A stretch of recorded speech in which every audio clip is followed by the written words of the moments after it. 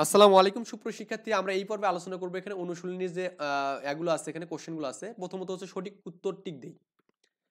শক্তির মূল উৎস কোনটি? এখানে আমাদের সূর্য হবে, এটা আমরা জানি। কোনটির জন্য প্রাণী উদ্ভিদে কোনটির জন্য প্রাণী উদ্ভিদের উপর নির্ভরশীল? এখানে অ্যাকচুয়ালি হচ্ছে আমাদের এখানে খাদ্যের জন্য নির্ভরশীল। এখানে তার মানে এখানে দেখুন এই যে কোশ্চেনগুলো অ্যান্সারগুলো দেওয়া আছে 1 নাম্বার এবং 2 নম্বর। দেখুন 1 নাম্বার কোশ্চেনটা আমাদের এখানে আসছে দুইবার আসছে কোশ্চেনটা, হ্যাঁ। আবার 2 নম্বর কোশ্চেনটা আমাদের দুইবার আছে, 17 এবং 16 সালে আসছে। নিচের কোনটি হচ্ছে সঠিক? এখানে দেখুন ঘাস, ঘাস ফড়িং, সাপ, ব্যাঙ। এখানে এই যেটা আমাদের হবে, আপনারা এখানে যে খেয়াল করেন, এখানে ঘাস, ঘাস ফড়িং, সাপ, ব্যাঙ, মানে ঘাস হচ্ছে ঘাস ফড়িং খাচ্ছে, ব্যাঙ আবার ঘাস ফড়িং খাচ্ছে। এখানে ঘাস ফড়িং, ব্যাঙ আর সাপ আবার ব্যাঙ খাচ্ছে। ওকে, এবার হচ্ছে সংক্ষিপ্ত কোশ্চেন। বলছে এখানে আমাদের এখানে খাদ্য জাল এবং খাদ্য শৃঙ্খলের মধ্যে পার্থক্য কি? এখানে খাদ্য জাল এবং খাদ্য শৃঙ্খলের মধ্যে পার্থক্যটা আমরা দেখবো এখানে। তো এই 1 নম্বর এখানে বলছে যেমন খাদ্য জাল এবং খাদ্য শৃঙ্খলের মধ্যে পার্থক্য কি? খাদ্য জাল ও খাদ্য শৃঙ্খল পার্থক্য দেওয়া আছে।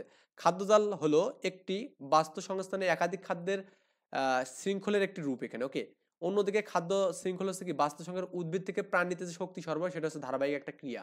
ওকে, এখান থেকে লিখে নেবেন খাদ্য জাল এবং খাদ্য শৃঙ্খলের মধ্যে পার্থক্যটা। উদ্ভিদ কিভাবে প্রাণীর উপর নির্ভরশীল? এখানে এই কোশ্চেনটা কিন্তু আমরা আগেও পড়ছিলাম। এখানে উদ্ভিদ তার খাদ্য তৈরি, বৃদ্ধি, পরাগায়ন, বীজের বিস্তার ইত্যাদির উপর নির্ভর করে কিন্তু নির্ভর করে এখানে। ওকে, উদ্ভিদ কিভাবে প্রাণীর উপর নির্ভরশীল, এই কোশ্চেনটা কিন্তু আমাদের অনুশীলনীতে আছে এখানে। উদ্ভিদ কিভাবে প্রাণীর উপর নির্ভরশীল আমাদের এখানে এটা কিন্তু দেওয়া আছে এখানে। এই দেখুন আমাদের এখানে এই আপনার এই জাতে মানে আছে এখানে কোশ্চেনটা, এই যে উদ্ভিদ ও প্রাণী একে অপরের নির্ভরশীল, এটা আমাদের উদ্ভিদ এবং প্রাণীর একে অপরের নির্ভরশীলতা দেওয়া আছে এখানে, হ্যাঁ। তো জীব কিভাবে জ্বরের উপর নির্ভরশীল, এই এটা আর কি। এটা আমাদের এখানে একটা কোশ্চেন। যাই হোক, আমরা এখানে স্টেপ বাই স্টেপ যাচ্ছি, এখানে সবগুলো কোশ্চেন ইনশাল্লাহ আমরা এখানে দেখবো।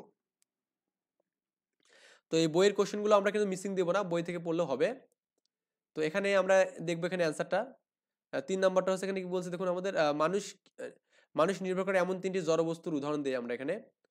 মানুষ নির্ভর করে এমন 3টি জড়বস্তুর উদাহরণ হচ্ছে আমাদের এখানে বায়ু, পানি এবং কি মাটি। এখানে এই তিনটার উপর নির্ভর করে কিন্তু করে। ওকে, আবার হচ্ছে পরাগায়ন কাকে বলা হয়? এখানে পরাগায়ন একটু ডেফিনিশনটা দেখেন এখানে।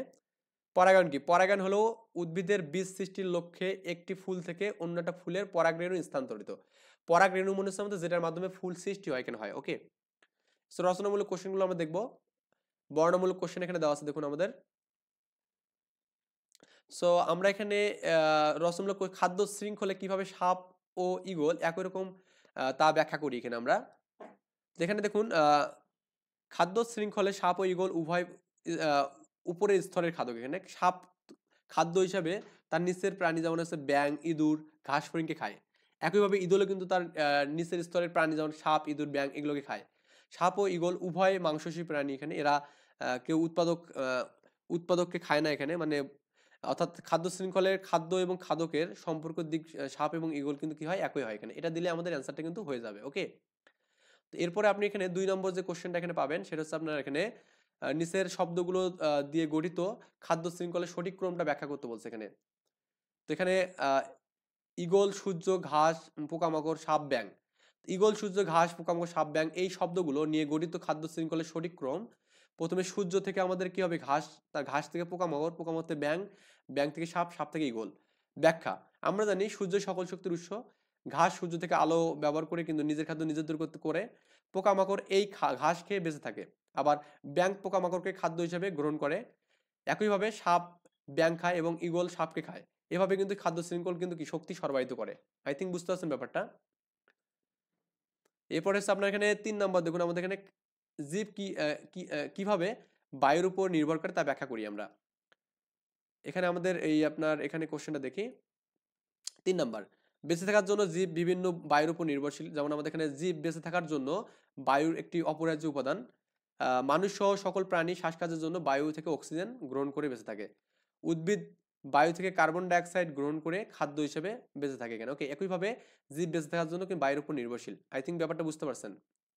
পরে কোশ্চেন, উদ্ভিদের জন্য জীবের বিস্তার কেন গুরুত্বপূর্ণ আমাদের ব্যাখ্যা করতে বলছে। আসলে আমাদের উদ্ভিদের থেকে বিভিন্ন স্থানে জীব ছড়িয়ে পড়ায়, মানে কি বলছে, সরি একটু মানে মিস্টেক হয়েছে। উদ্ভিদ থেকে বিভিন্ন স্থানে বীজের ছড়িয়ে পড়াই হলো কি জীবের বিস্তার। নিম্নলিখিত কারণগুলো দিয়েছি: নতুন নতুন উদ্ভিদের আবাস গড়ে তুলতে, উদ্ভিদের মূল প্রবাহ মানে পুষ্টি প্রবাহ অব্যাহত রাখতে, মানুষ ও অন্যান্য প্রাণীর খাদ্যের প্রয়োজনে, পশু পাখির আশ্রয়স্থলের জন্য, জীব বৈচিত্র্য ভারসাম্য রক্ষার জন্য কিন্তু আমাদের এগুলো লাগবে। ওকে, তোমার ঘরের ভেতরে রাখা গাছটি মারা যাচ্ছে, তোমার বন্ধুরা গাছটি জানালার পাশে নিয়ে রাখার পরামর্শ দিল। কেন এখানে দিল? কারণ সূর্যের আলো। এটা একটু পড়ি আমরা।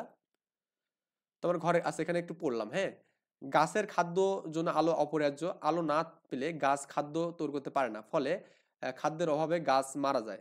আমরা ঘরের ভিতরে রাখা গাছটি আলোর অভাবে গাছ খাদ্য তৈরি করতে পারে না, ফলে মারা যাচ্ছে। এই অবস্থায় গাছটিকে জানালার পাশে রাখলে সূর্যের আলো পাবে এবং এই আলো ব্যবহার করে খাদ্য তৈরি করে গাছটা কিন্তু সচেতন হবে। ওকে, এই কারণে আমাদের বন্ধু কিন্তু এই পরামর্শটা দিয়েছে। যাই হোক, বুঝতে পারছেন। আমরা নেক্সটে পরিবেশ দূষণ নিয়ে আলোচনা করবো ইনশাল্লাহ। এই পর্যন্ত ভালো থাকবেন। আল্লাহ হাফিজ, আসসালামু আলাইকুম।